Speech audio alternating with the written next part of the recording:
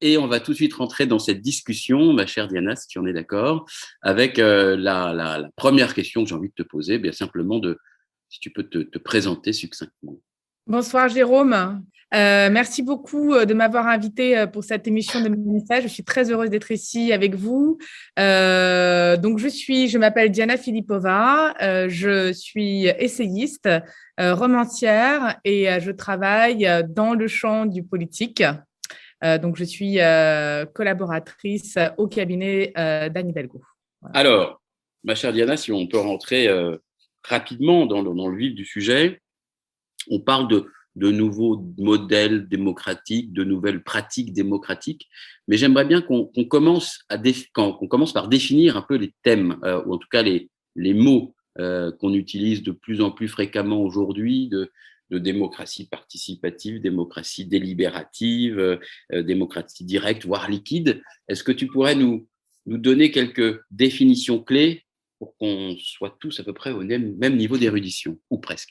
Oui, absolument. C'est très important de définir les choses, surtout en matière de démocratie, qui peut parfois être un mot fourre-tout dans lequel on met ce qu'on a envie.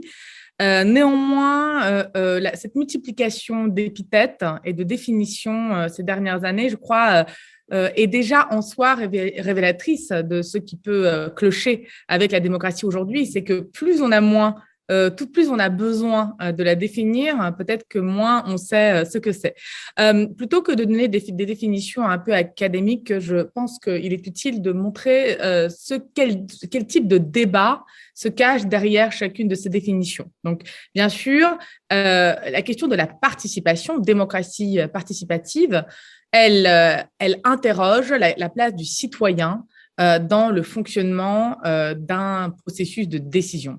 Est-ce qu'il y a une participation concrète du citoyen, comment elle s'exprime? Par la voix, par le vote, par la délibération. Donc, c'est vraiment une structure très importante dans le processus de décision. Ensuite, la question de la délibération. Alors là, nous rentrons vraiment dans le moment, dans le processus de la démocratie. C'est finalement ce que pour moi absolument le plus important, et pas seulement, puisque la démocratie délibérative, c'est un concept qui est très, très cher à Habermas, par exemple. C'est l'idée qu'il y a beaucoup de choses qui se passent non pas par une décision unique ou par un vote, mais par l'échange. En fait, l'être ensemble, le vivre ensemble et surtout le parler ensemble. Donc, la délibération, elle place vraiment au fondement de la démocratie la question du langage, à la fois évidemment dans le raisonnement. C'est une façon de mettre à distance la délibération, nos émotions, ce qu'on est, c'est de porter sur la place publique une sorte d'être à l'autre, d'être citoyen. Mais je pense qu'il y a aussi beaucoup de choses qui se passent de façon corporelle, par l'échange, qui sont dans le non-dit. Et c'est pour cela qu'une place publique, qui est un lieu essentiel de la démocratie, pour moi, doit absolument être physique à un moment ou à un autre. Bon, on n'en a pas la chance maintenant, mais espérons que cela va revenir. Ensuite, la question de la démocratie directe ou indirecte concerne vraiment la présence et le rapport des citoyens par rapport à pouvoir. Et là, j'introduis vraiment un mot assez important qui est le pouvoir, qui joue dans une société démocratique un rôle double, puisqu'il est l'achèvement d'une démocratie et en même temps, il est en quelque sorte quelque chose qui la contrarie fondamentalement. Donc, on se trouve avec cette question de direct ou d'indirect à la limite de la contradiction fondamentale de la démocratie, qui est l'existence nécessaire d'une égalité, et en même temps, par justement la représentation, la démocratie représentative, l'atteinte d'une certaine inégalité d'une certaine façon essentielle pour qu'on puisse fonctionner. Voilà, ça c'est vraiment les trois grandes définitions qui me semblent importantes. Ensuite, la démocratie liquide que tu as citée, là je voudrais m'y arrêter sans vraiment donner de définition encore une fois. Alors, parce que elle est complexe déjà, cette définition de la démocratie liquide, et surtout parce qu'elle concerne autre chose que la question de la représentation de la délibération. Elle concerne vraiment ce que moi j'appelle le côté technocratique de la démocratie, en gros les rouages, vraiment la technique pure. Et c'est bon, démocratie liquide, ça vient de société liquide, qui est un concept très important introduit par le philosophe Zygmunt Bauman à la fin des années 90. Et l'idée, bien sûr, c'est que nous soyons non pas un individu doté d'une individualité propre, mais que certaines de nos caractéristiques en tant que citoyens puissent être transférables. On peut transférer son droit de vote, etc. Je ne vais pas rentrer plus loin puisque je risque de dire n'importe quoi, parce que c'est très technique, la démocratie liquide.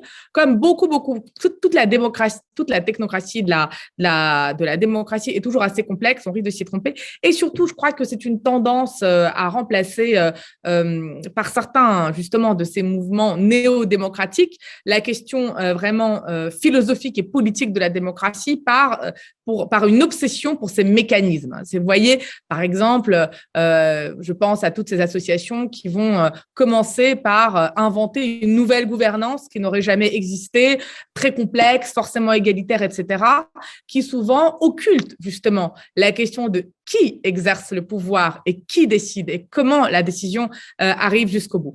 Voilà, donc je finis juste là-dessus en disant que oui, il y a des grandes questions structurantes qui nous viennent depuis la Grèce antique et qui ont été bien sûr complexifiées par l'invention des démocraties libérales, par l'entrée dans le système industriel et capitaliste, mais il ne faut pas non plus se perdre dans justement cette technique de la démocratie qui nous détourne de l'essentiel, à savoir pourquoi la démocratie ne fonctionne plus aujourd'hui, d'ailleurs est-ce qu'elle ne fonctionne vraiment plus, et comment on peut faire pour la restaurer, la réinventer, j'en sais rien, les mots sont multiples. Voilà. C'est justement l'objet de nos discussions, Diana.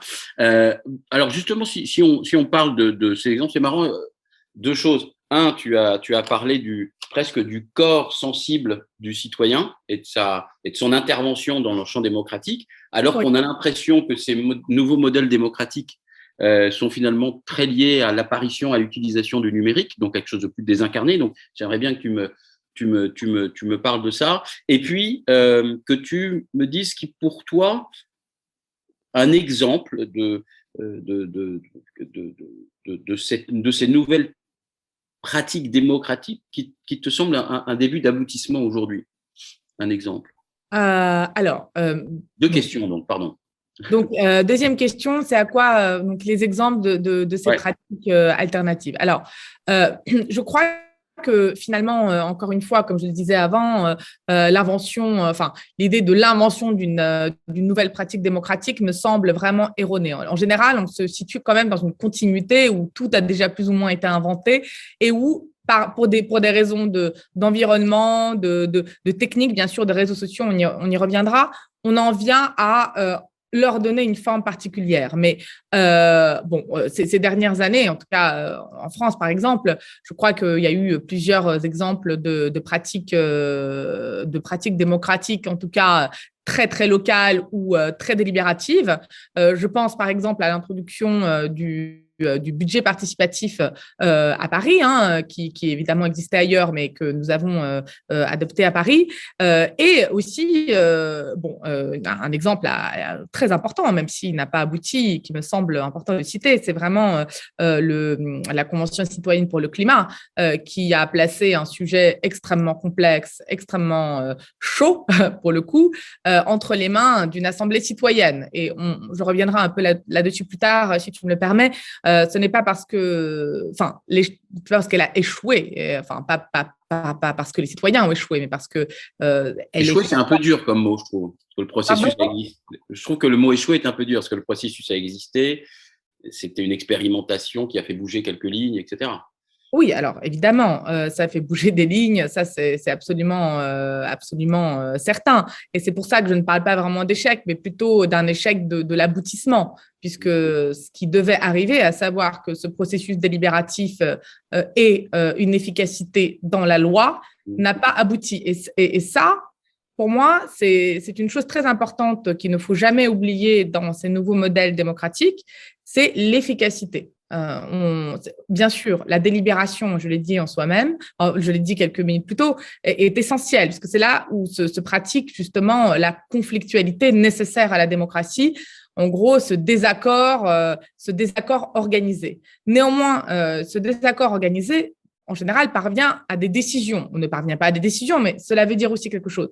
Et dans le cas de la Convention pour le climat, il y a eu des choses qui ont été proposées de façon après de nombreuses délibérations très complexes, très longues, très compliquées, où il y a eu beaucoup de désaccords. Et le fait que ce résultat n'ait pas pu aboutir, je pense que il faut le reconnaître, il faut le dire, il faut être honnête, c'est un échec puisque son efficacité n'en a pas été assurée. Mais bien sûr, c'est un échec dont on analyse les causes, c'est que il y a un conflit, vraiment, en quelque sorte, cette convention s'est percutée contre un système qui ne fonctionne plus. Et cette façon de se percuter entre on organise la délibération, puis ensuite, en fait, on la met de côté parce qu'elle ne justifie pas ce qu'on voulait proposer au départ. C'est un symbole très, très fort de ce que sont en train de devenir nos démocraties. C'est qu'aujourd'hui, le pouvoir n'accepte la démocratie que dans la mesure où elle approuve plus ou moins les décisions qu'il prend. Elle les confirme. Donc, on est dans une sorte de plébiscite et on a été dans l'inverse avec cette expérience-là et le fait qu'elle n'ait pas abouti, elle montre là où ça cloche. Donc voilà, juste pour fermer la parenthèse sur cette très importante convention citoyenne pour le climat et pour revenir à la question de voilà ce que représentent ces modèles, ces nouveaux modèles démocratiques, je crois que en fait, ce qu'elle signe, c'est qu'il y a une disparition, une désagrégation de ce lieu vide de pouvoir, pour reprendre la définition du très important philosophe Claude Lefort, qui a défini ainsi la démocratie, je le répète, lieu vide de pouvoir. C'est très... Il veut dire quoi? Est-ce que tu peux nous creuser un peu cette dimension-là? C'est un lieu où, momentanément, il n'y a pas d'exercice de pouvoir d'un sur l'autre. C'est un lieu d'égalité, bien sûr symbolique, bien sûr artificielle, bien sûr proclamée, mais elle est essentielle, cet espace où il n'y a pas d'expression de domination, il n'y a pas de titre à gouverner, pour reprendre l'expression de Jacques Rancière, dans laquelle peut prendre place cette délibération et où peut s'organiser, encore une fois, ce conflit institutionnalisé qui est absolument essentiel pour la démocratie. Je reviens sur les réseaux sociaux. Les réseaux sociaux sont également un lieu de conflit, mais c'est un conflit qui n'est pas institutionnalisé de la même façon. C'est un conflit en quelque façon qui est un peu à la vie ou à la mort. Donc, tout désaccord provoque une mise à mort ou un emballement, une violence extrême qui conduit non pas à une réconciliation possible ou une décision est prise ou quelque chose est proposé, mais à un divorce définitif, une séparation. On n'est pas du tout, on ne se trouve plus du tout dans les mêmes... c'est vraiment l'expression qu'on a toujours eue à propos des États-Unis de Trump et qu'on a encore, puisque c'est ce que restent les États-Unis, c'est les deux Amériques. La divorce des deux Amériques. Alors, l'ouvrière des campagnes, des lieux vides, etc., et celle de New York, des villes aisées, technophiles, etc. Donc, il y a vraiment un divorce qui existe et il n'y a aucune conciliation ou discussion possible entre les deux. Mais la question, c'est pourquoi il n'y a plus cette discussion possible. Et alors là, je dirais que l'explication par les réseaux sociaux, elle est extrêmement simpliste. Le fait que la démocratie et ce dialogue conflictuel ne soient plus possibles, qui soit exacerbé, n'est pas dû au fait que Twitter a été inventé. Bien sûr, il y a un déterminisme technologique qui fait qu'un tel ou tel réseau va beaucoup plus encourager au conflit qu'un autre, mais on ne peut pas tout leur mettre sur le dos. Il y a quelque chose qui est brisé dans la vision du monde, dans la compréhension du monde, dans le monde dans lequel on vit, qui n'est plus le même non plus. On n'habite plus le même monde. Et je reviens à cette idée de place publique dont je dis qu'elle est d'abord et essentiellement physique, même quand elle est virtuelle. Eh bien, c'est la disparition de ce monde physique commun, alors symbolique, mais en fait réel également, puisque avec la crise du climat, le réchauffement climatique, le monde se fragmente, on s'enferme dans des endroits qui se séparent des autres, elle est aussi tout à fait réelle. Et je crois que beaucoup de facteurs qui sont évidemment sociaux, politiques, mais aussi climatiques et culturels conditionnent cette séparation. Séparation qui détruit la conflictualité organisée et qui nous met dans une place où, quand on se parle, on s'écrase les uns les autres. On est dans une domination pure. On n'est plus dans un lieu vide de pouvoir, on est dans un lieu où seul le pouvoir parle, où seul le clash prévaut. Ok. extrêmement intéressant. Donc, on parle de cette archipélisation et l'affrontement entre ces archipels est de plus en plus manifeste et violent. En même temps, ce qu'on constate, Diana, c'est que, ça, personne ne sera surpris, il y a une sorte de désagrégation progressive des partis politiques, des syndicats, des corps intermédiaires, enfin de tout ce qui constituait quelque part les modèles de la représentation. Alors, même question, qu'est-ce que cela veut dire de notre société, d'une part, et comment l'interpréter et qu'en penser, quelles sont les résultantes de cette désagrégation? Comment est-ce qu'on doit s'en alarmer? Non, mais c'est une excellente question et c'est très triste en fait de l'écouter. Je trouve que c'est un constat qui ne cesse de m'attrister alors même qu'il ne cesse d'être fait et qu'on devrait finir par s'y habituer.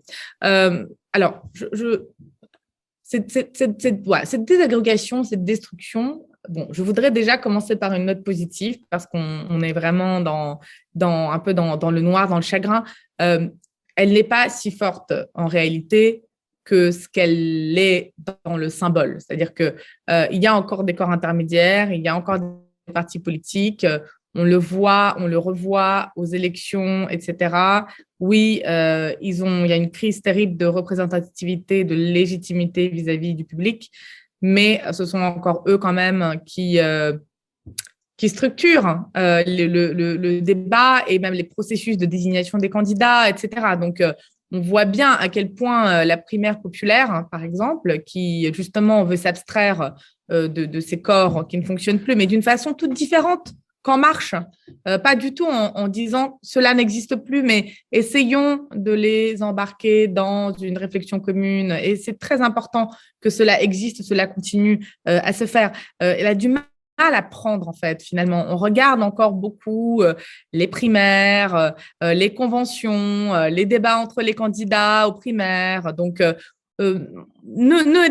n'exagérons pas la disparition de ces corps intermédiaires. Je crois de la même façon, bien sûr, il y a une crise de représentativité des syndicats, pour parler d'eux, mais enfin, ils existent encore et cette crise, elle n'est pas récente, quoi. Elle ne date pas de hier. Enfin, moi, je me souviens à chaque fois que je faisais des cours d'histoire du XXe siècle, enfin, à partir des années 70, en gros, les syndicats sont sans cesse en crise.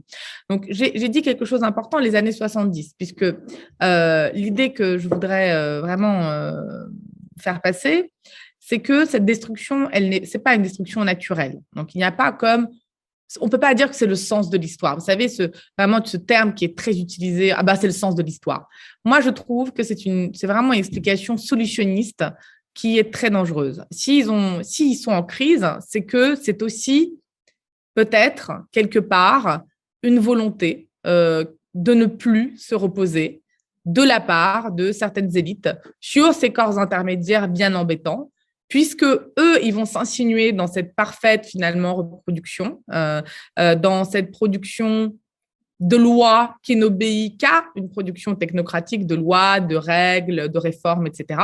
Ils vont dire, attention, il faut qu'on s'arrête, il faut consulter, il faut qu'on parle, il faut qu'on délibère, il faut qu'on le rende public. Une décision ne peut pas être prise d'emblée. On ne peut pas gouverner par décret, on ne peut pas gouverner par ordonnance. Il faut qu'on en parle et prenons le temps de cette discussion-là. Donc, bien sûr, c'est très embêtant parce qu'on est dans une société d'accélération.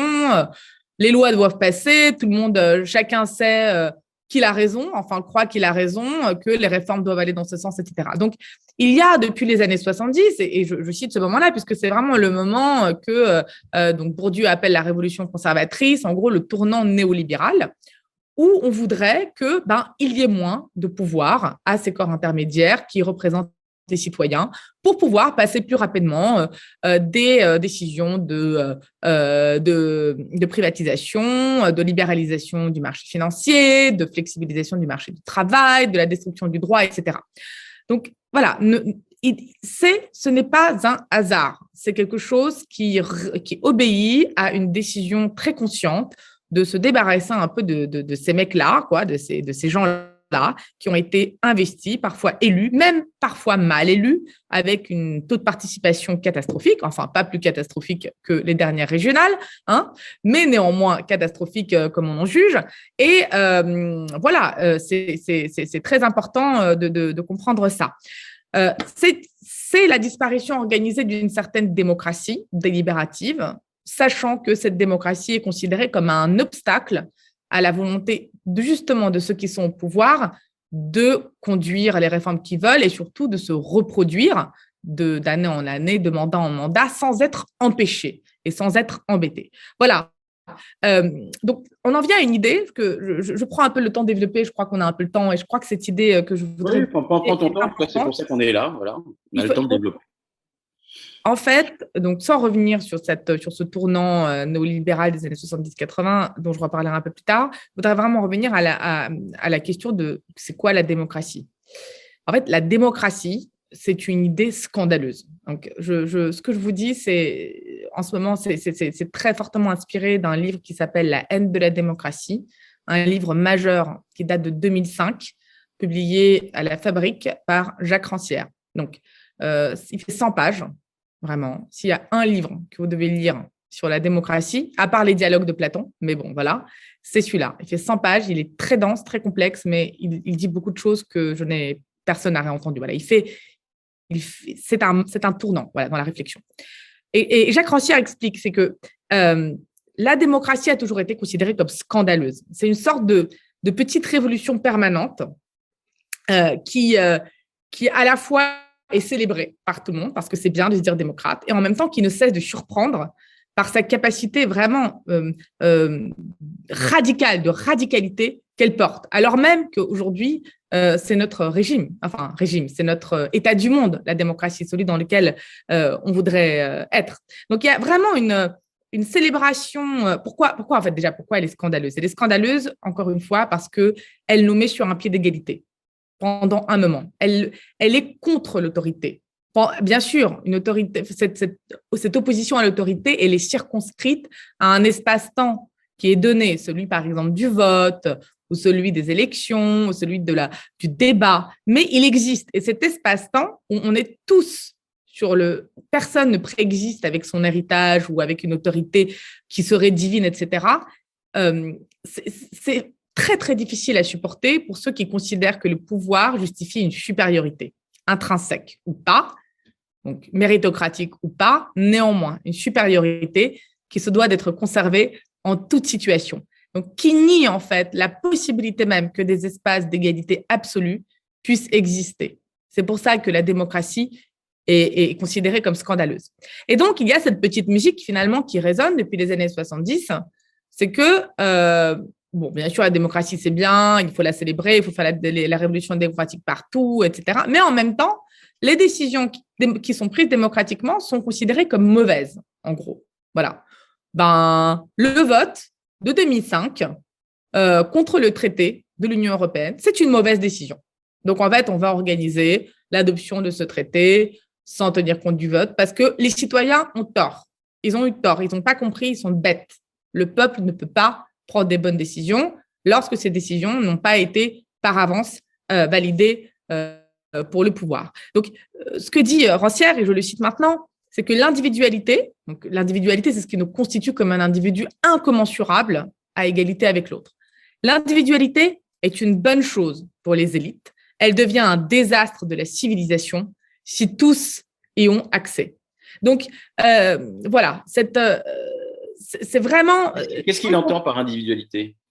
Individualité, j'espère qu'il ne m'écoute pas, mais individualité, c'est une façon d'advenir comme individu complet, doté d'une dignité égale à l'autre, qui se suffit en quelque sorte à lui-même et qui, dans l'espace public, en interagissant avec les autres, fait une société complète qui se suffit à elle-même, alors même qu'elle continue à se mouvoir.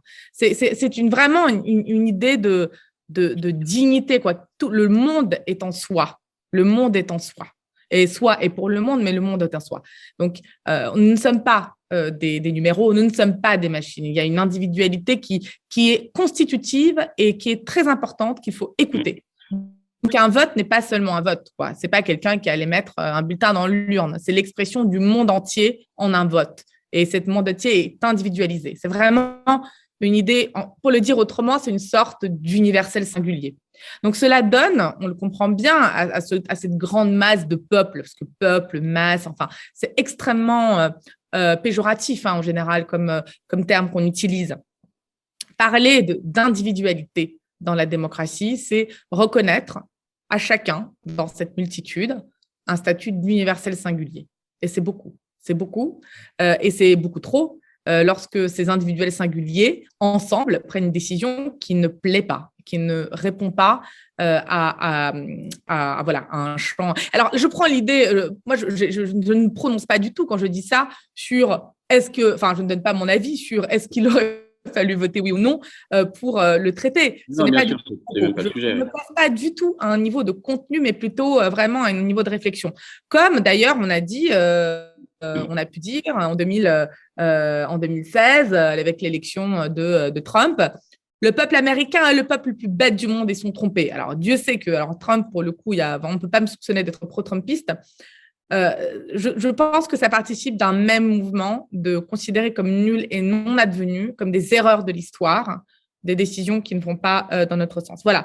Donc, finalement, c'est cela qui compte. Donc, on veut réduire cet espace démocratique parce qu'on dit qu'il est mal exploité, que le peuple ne sait plus ce qu'il est, que le niveau d'éducation baisse, que la violence monte, etc. Donc, il y a toujours des raisons pour dire qu'il faut moins de démocratie parce que la démocratie est antidémocratique. Ça, c'est un terme souvent prononcé. En gros, la démocratie finit par nuire à la société dans son entier par les décisions qu'il prend. Alors, il y a un livre aussi que j'aimerais citer qui est assez important, qui a été traduit en France en 2018, c'est Le peuple contre la démocratie de Yascha Mounk, qui est un chercheur à Harvard. Alors, il a été traduit dans le monde entier.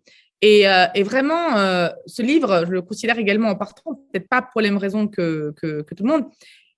Il théorise pour la première fois que le peuple est le fourvoyeur définitif de la démocratie. C'est celui qui va, en gros, l'enterrer. Que pour sauver, en gros, la démocratie libérale, pour retourner à un régime démocratique sain, il faudrait contrarier ce peuple-là. Et c'est vraiment la traduction 10 ans plus tard de ce qu'a dit, de ce qu'a écrit Jacques Rancière. On disqualifie le peuple, on l'enterre, on le jette le bébé avec l'eau du bain parce que les décisions qu'il prend seraient contraires à la démocratie. Mais c'est là peut-être que réside vraiment la plus grande tension et la plus grande difficulté à continuer à être en démocratie. C'est que quand bien même les décisions sont mauvaises, cela ne touche pas, cela n'abîme pas la supériorité de ce régime. Cela ne devrait pas abîmer ce que l'on pense de la démocratie. Ce n'est pas une décision mauvaise, ça fait partie de la vie démocratique que des décisions soient mauvaises parfois et qu'elles soient contre-productives. Et c'est une question historique, d'historien, d'analyse, de critique, que de pouvoir le mettre au regard de ce qui se passera après. Mais personne sur le coup, c'est-à-dire sur le coup, ne peut se prononcer là-dessus. On ne peut pas dire cet événement est catastrophique pour la démocratie, il va tout briser, puisque nous ne sommes que pendant l'événement qui se produit. Nous n'avons pas encore le recul historique pour comprendre tout ce qu'il va emporter avec lui. Donc, je crois qu'il faut se battre contre cette tendance à vouloir en permanence dévaloriser les décisions qui ont été prises démocratiquement quand elles ne correspondent pas à ce qu'on pense. Et je reboucle sur ce que tu disais tout au début. C'est précisément pour cette raison que la place des corps intermédiaires est réduite à une place vraiment à son rôle purement symbolique, à un rôle de papier en quelque sorte, de scribe, parce que on ne veut pas d'être dans une potentielle situation de conflit. Et je reboucle encore une fois, le conflit est inacceptable et ne devrait pas exister parce que tout conflit nous mène à la mort. Je comprends bien. Mais alors, justement, il me semble quand même qu'auparavant, dans l'après-guerre peut-être, mais on me dira si c'est juste mon imaginaire, mais que ces partis politiques ces syndicats, enfin ces corps intermédiaires qui faisaient la démocratie représentative dans son ensemble, favorisaient aussi la notion d'apprentissage, de réflexion, d'apport de connaissances sur les grands sujets sociétaux, une sorte d'université populaire. Alors, j'ai l'impression que on y reviendra d'ailleurs, que ces nouveaux instruments ou pratiques de la démocratie, qui sont plus directe, participative, etc., oui, ne jouent pas ce rôle-là. Donc, est-ce qu'il n'y a pas, en voulant réinventer la démocratie et la rendre plus participative, donc plus démocratique du coup, est-ce qu'on ne perd pas aussi ce qui faisait la richesse de ces corps, de cette intermédiation riche en enseignement, en médiation ou en transmission? Tout à fait. C'est un constat aussi, hélas, très, très triste. C'est qu'il y a de moins en moins de sphères, de communautés, de places où cette interaction, cette formation, ce vivre ensemble, cet échange peut prendre forme. Et effectivement, encore une fois, sans même parler de parti, de l'aspect militant ou politique, proprement politique d'idées, par exemple du Parti communiste, le Parti communiste a joué un rôle d'éducation, de formation, d'apprentissage aussi des techniques de la politique, de comment en fait on milite. On ne fait pas n'importe quoi. Donc, on n'est pas un black bloc, quoi. On ne fait pas ça. Il faut savoir comment on milite. Il ne faut pas casser, si vous voulez, briser la branche sur laquelle est assis un parti, qui est quand même la cohérence du système. Donc, tout cela, cela permettait, alors, bien sûr, jouer un rôle social, d'éducation, de mobilité, d'ascenseur social, de camaraderie, essentiel. C'est vraiment tout ça, c'est essentiel. C'est une sorte de mine commun qui était partagé entre tout le monde et dont la disparition a été assez rapide. Comme le Parti communiste a rapidement perdu le rôle qu'il jouait, notamment parmi les ouvriers. Elle a entraîné le départ de ceux-ci vers le front. Aujourd'hui, 50% des ouvriers votent Front National. Et toutes ces personnes-là se retrouvaient avant dans le Parti communiste, dont les idées étaient quand même radicalement opposées au Front National. Donc, faut bien comprendre que ce n'est pas seulement une disparition d'horizon, d'idéologie, c'est une disparition de cadres, de places publiques, de communautés, de fraternité, qui est la première à provoquer ce qu'on appelle la radicalisation, les votes contestataires, le refus du système. Les Gilets jaunes, par exemple, pour revenir encore une fois à un mouvement social très spontané qui provient d'une très grande frustration, de l'impression de ne pas avoir justement son mot à dire sur la place publique dans le processus démocratique. Par exemple, si les partis ou le Parti communiste ou quelque chose avait pris la place du Parti communiste dans l'organisation de ces mouvements, à un moment donné, il y aurait eu une médiation. C'est-à-dire que cette spontanéité très directe qui a provoqué à la fois une très grande médiatisation des Gilets jaunes, mais aussi leur dévalorisation par les gaffes, par la violence, par des éléments, l'apparition de tendances de courants, alors soit extrêmement violents, soit antisémites, racistes, homophobes, enfin tout ce que vous voulez. Normalement, le travail d'un corps intermédiaire qui joue le rôle de médiateur, c'est justement d'encercler tout ça, de lui donner forme et d'apprendre, en fait, d'enseigner ce que c'est le militantisme. Donc, peut-être qu'il aurait eu une forme moins explosive, moins directe, mais il aurait peut-être eu plus de conséquences d'efficacité. Je reviens à ce mot, d'efficacité politique et de poids moral qu'il n'a hélas plus aujourd'hui, mais qu'il aurait pu avoir si tout cela avait été mieux organisé. Donc, ça, c'est encore un des rôles que jouent évidemment, que jouaient les partis politiques. Et je permets de décentrer un petit peu le regard de la France pour parler d'une aire géographique que je connais bien, mais l'URSS. L'URSS, une des choses qui s'est jouée à la chute du mur et ensuite à la désagrégation de cet empire, c'est une très rapide justement disparition de ces corps qui structuraient de façon franchement parfois inacceptable, hein, avec une idéologie périmée, l'autoritarisme, tout ce que vous voulez, une absence totale de démocratie, mais structuré à l'intérieur de ce grand système très autoritaire, très fermé, très finalement dépassé par lui-même. Il structurait à l'intérieur des espaces d'expression de liberté qu'on pourrait appeler justement des petites places publiques, qui se faisaient à la fois en quelque sorte contre l'autoritarisme du système dans son ensemble. Je crois que c'est pour ça que les gens, certaines personnes restent encore nostalgiques de cette période. Et ils disent, mais non, c'était pas aussi horrible que ce que vous disiez. Parce qu'ils avaient créé ces petits espaces de résistance dans lesquels ils faisaient jouer une démocratie qui n'existait pas par ailleurs, en tout cas sur la fin du régime, parce que franchement, dans les années 50, 40, c'était pas trop ça, 30 non plus, mais à partir des années... C'était une démocratie qui n'avait pas de pouvoir, qui n'avait pas de capacité. Non, mais il n'y avait pas de démocratie. Ah voilà. Non, il fallait voter. En plus, c'était obligatoire. Il fallait aller voter. Oui. Alors, mon grand-père refusait de voter parce qu'il disait que il voulait pas voter pour ces connards qui avaient déjà, de toute façon, pris toutes les décisions. C'était un grand démocrate. Il refusait de jouer à ce grand théâtre organisé. Et régulièrement, en plus, il l'exprimait, hein, régulièrement, il y a des travailleurs sociaux qui passaient pour savoir si mon grand-père allait bien, s'il ne voulait pas suivre une thérapie, etc. Bon, ça allait, c'était vraiment sur la fin. Mais ce que je veux dire, c'est que le vote était obligatoire. Certains en rêvent aujourd'hui d'avoir un vote obligatoire. Mais bon, votre vote, il ne comptait pas, quoi. Évidemment, il n'existait pas, votre vote. De toute façon, il n'y avait pas de candidat. Donc, autant vous dire qu'il n'y avait pas de candidat, il n'y a pas de vote.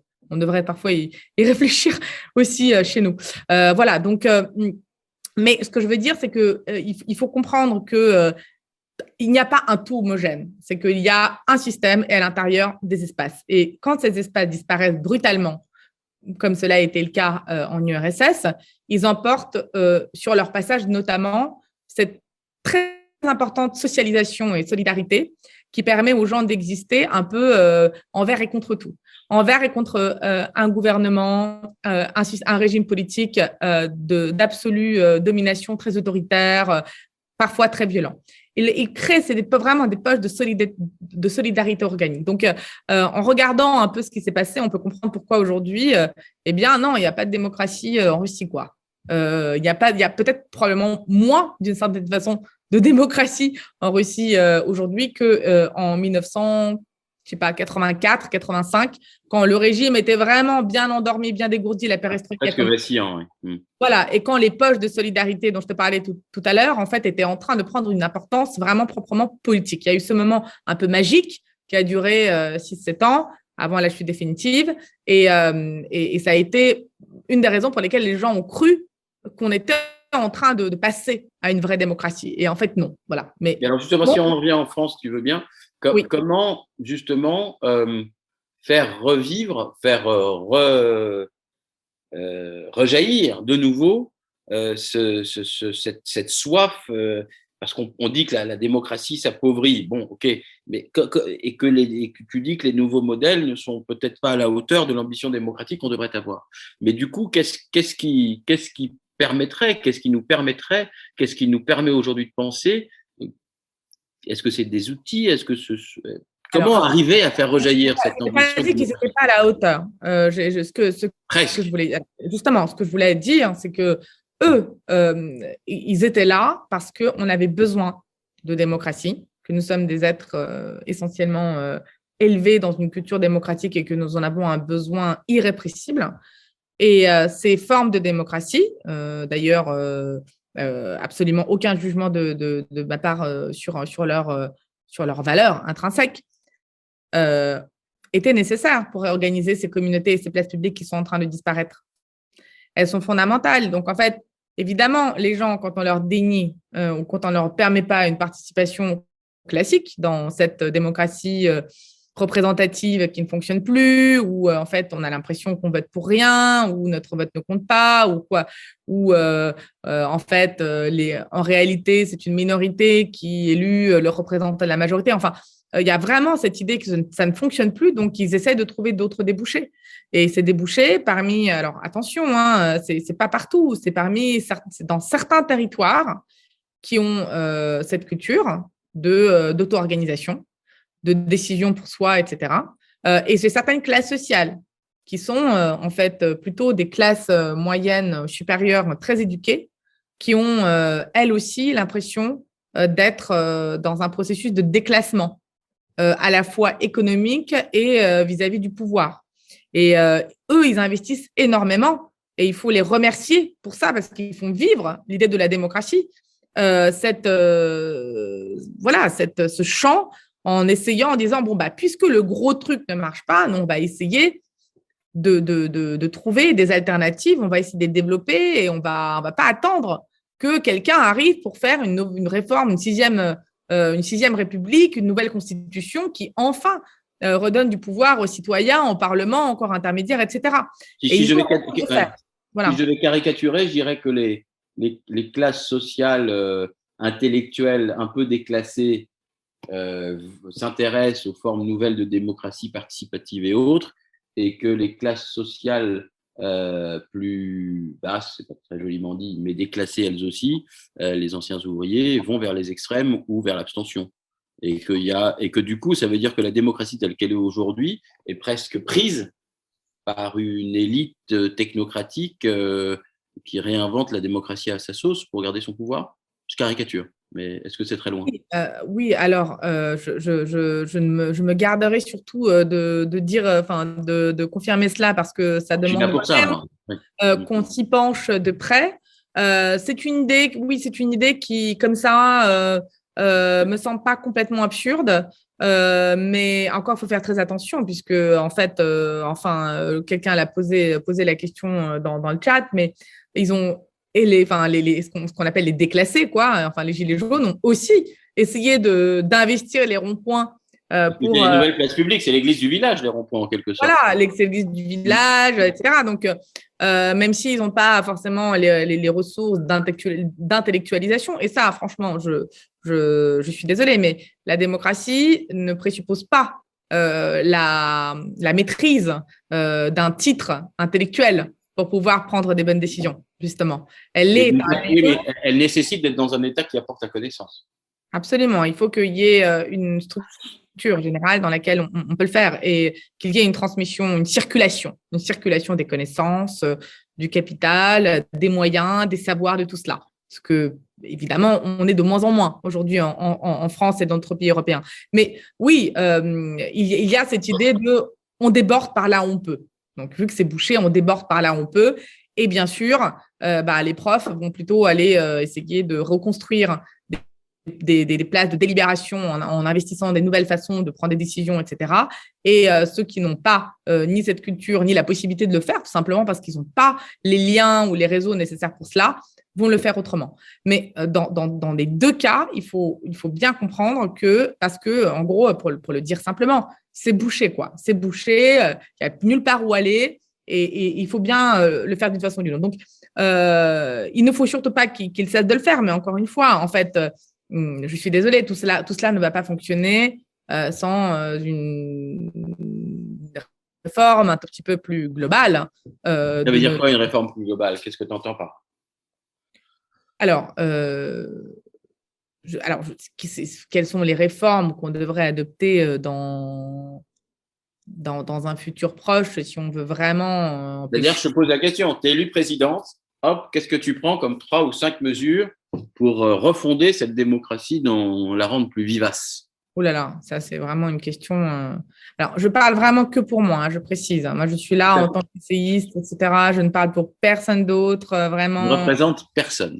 Absolument. Je ne représente que moi et ça me va très bien. Bon, déjà, voilà, il faut quand même redonner, je le dis depuis le départ, mais je vais le dire encore autrement, il faut redonner une place de choix au Parlement au pluriel, puisque je parle évidemment du Parlement avec un grand P, avec le Sénat, l'Assemblée nationale, mais je parle encore ces parlements à tous les niveaux. Alors, premièrement, à tous les niveaux territoriaux, puisque nous savons que la France n'est pas une, qu'il y a des territoires dedans, avec des collectivités territoriales, des unités de gouvernement très multiples, dans lesquelles il y a des représentants élus du peuple. Et franchement, il faut penser à eux, donc autant qu'au grand Parlement, aux parlementaires, etc. Donc, il faut redonner à tous ces élus du peuple un pouvoir de décision, de délibération, de se faire entendre. Il ne peut pas être la chambre d'enregistrement d'un pouvoir central et de chefs en fait, qui prennent la décision à leur place ou en fait de décisions dites technocratiques, non politiques, apolitiques qui seraient prises et donc qui devraient être enregistrées derrière, etc. Donc ça, je ne saurais pas dire si cela implique un changement de République. Moi, je ne pense pas que le fait de promettre une sixième République, forcément, enfin, de parler de sixième République, soit une bonne tactique. Je pense que déjà, si on arrive à l'intérieur de la cinquième, qui, bon, a le mérite d'avoir existé jusqu'à là, de pouvoir déjà la respecter et de changer quelques pratiques, même pas le texte de la Constitution, mais un texte, la façon dont elle est interprétée. Parce que la Constitution, ce n'est pas une réalisation directe enfin, c'est pas une interprétation automatique et directe de ce qui se passe dans la Constitution, c'est une pratique de gouvernement et de pouvoir. On voit bien, il n'y a rien à voir entre la manière dont on pratique aujourd'hui et il y a 40 ans. Et les Américains, eux, ils savent très bien, ils ont une Constitution depuis plus de 200 ans et ils savent que tout réside dans l'interprétation. Et ils ne vont pas en changer du jour au lendemain parce qu'il s'avère que ça ne fonctionne pas et que avec cette constitution, Trump a été élu. Voilà. Donc, soyons peut-être aussi un peu humbles et disons, bon, bah, on peut peut-être faire des choses avec la cinquième. Voilà. Redonner cette place au Parlement, ça ne suppose pas un changement de constitution. C'est un changement de pratique, quoi, de vision, de façon de faire. C'est très important. Ensuite, voilà, bon, les républiques des chefs, bah, ça ne fonctionne pas, ça ne fonctionne plus, on n'en veut plus, on veut autre chose. Les gens veulent autre chose. Ça, il faut le comprendre. Et l'expriment différemment. Donc, moi, les 5 mesures, écoute, je dis comme ça, vraiment. Bon, déjà, le vote à 16 ans, moi, je pense que c'est très important. Aujourd'hui, il faut redonner une place à ceux qui vont hériter de cette terre. Et on a pris énormément de décisions pour eux qui étaient des mauvaises décisions. Donc, il faut rééquilibrer un peu les choses et leur permettre à 16 ans de pouvoir se prononcer politiquement, de s'exprimer politiquement. Et c'est très important pour rajeunir cette démocratie parce qu'un rajeunissement, c'est toujours une certaine radicalité, une certaine inventivité. Oui, ça comporte des risques.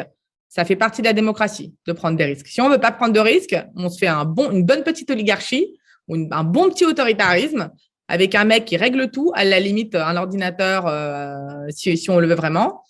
Et c'est parfait. Ça fonctionne comme l'intelligence artificielle. Et tout le monde, en fait, tout le monde, la démocratie, ça suppose une capacité à transgresser ce qui est, puisque sinon, on est dans un monde qui est toujours identique à soi. Il y a un monde qui est identique à soi, c'est la fin.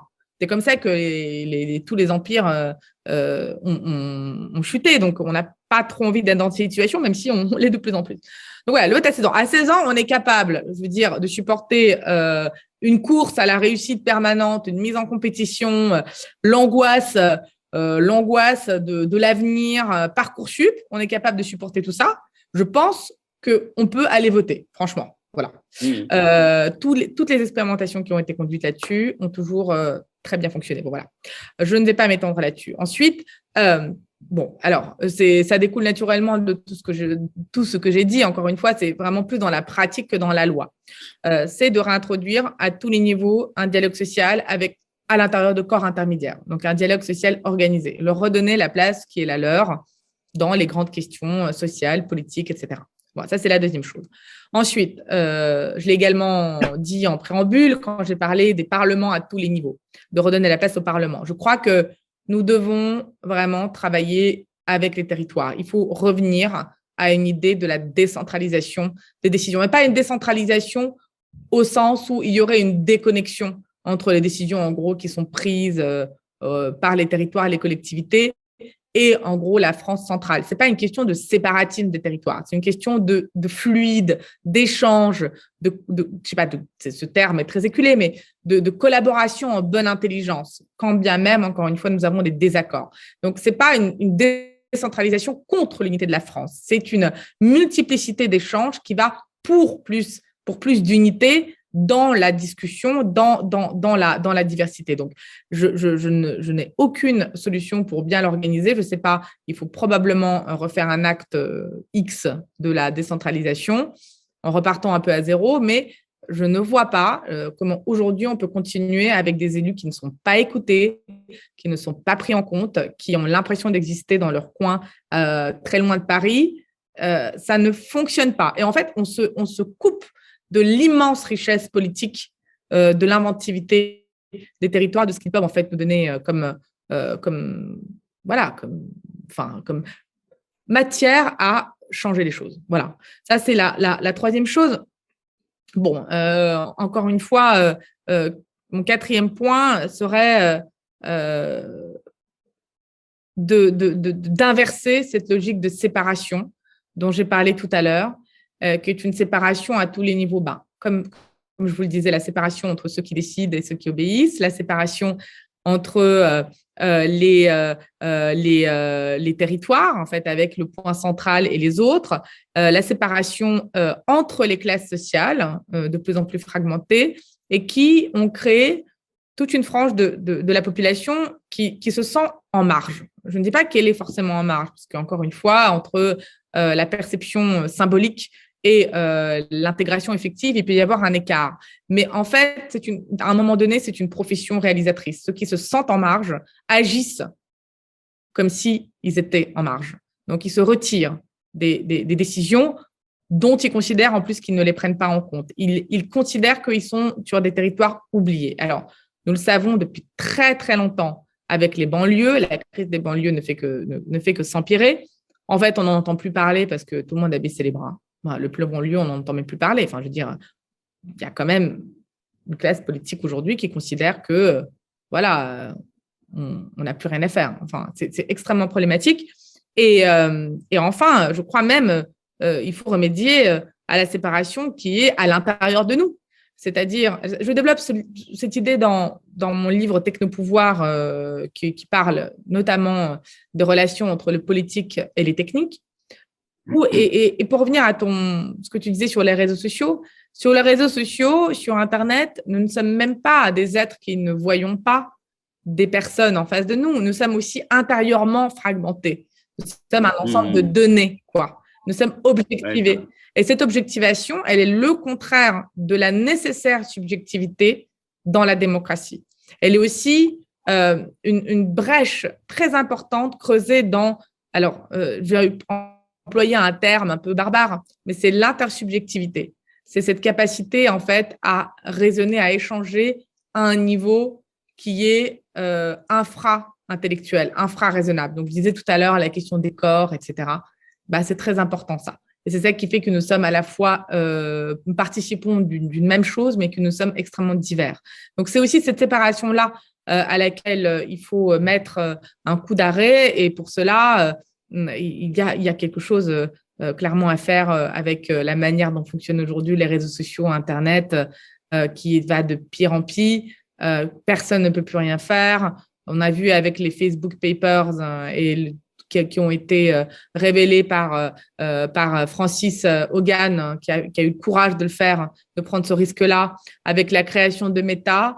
Nous voyons que quand même, ce projet vraiment de destruction du commun, de destruction du sensible que nous avons en commun, il va très loin et nous avons de moins en moins de moyens de s'y opposer. Donc, je crois qu'une politique très volontariste sur la régulation, parfois musclée, des technologies est absolument nécessaire. Voilà. Et sinon, je pense qu'il est nécessaire également de prévoir, de se dire que la Convention pour le climat ne peut être la dernière expérience de délibération et de débat, qu'il faut les reproduire, peut-être les considérer comme obligatoires, comme si vous voulez, au niveau des villes, nous avons…